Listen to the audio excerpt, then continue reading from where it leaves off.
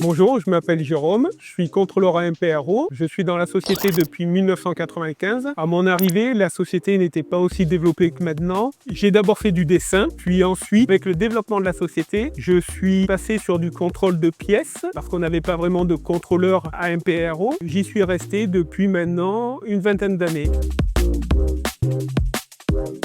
Mon métier consiste à vérifier la réalisation des pièces, tout ce qui est cotation des pièces.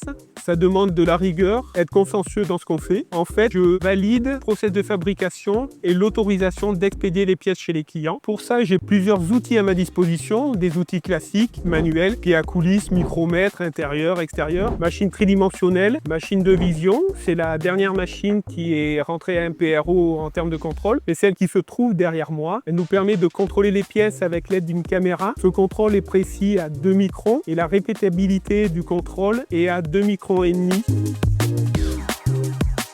Ce qui m'intéresse dans mon métier à MPRO, c'est la diversification des pièces. On n'a jamais les mêmes pièces, c'est souvent de la pièce unitaire, pas de série. Donc à chaque fois, on se remet en question dans la manière de contrôler les pièces et c'est ce qui est intéressant, on ne tombe pas dans la routine. Ce qui est intéressant aussi, c'est le partage avec les autres collègues. En fait, c'est bien de contrôler les pièces, de savoir dire ce qui est bon, ce qui n'est pas bon, mais c'est surtout de pouvoir aller voir la personne qui a fabriqué la pièce pour lui dire ça, c'est pas bon.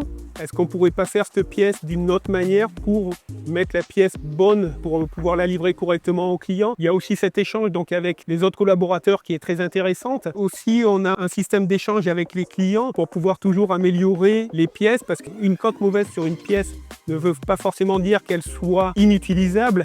Le client peut aussi accepter la pièce ou proposer des réparations pour qu'on l'adapte au mieux pour la mettre dans la tolérance. Une personne qui voudrait devenir contrôleur, je pense que déjà, il faut qu'elle s'intéresse au partager son travail avec les autres acteurs de la production.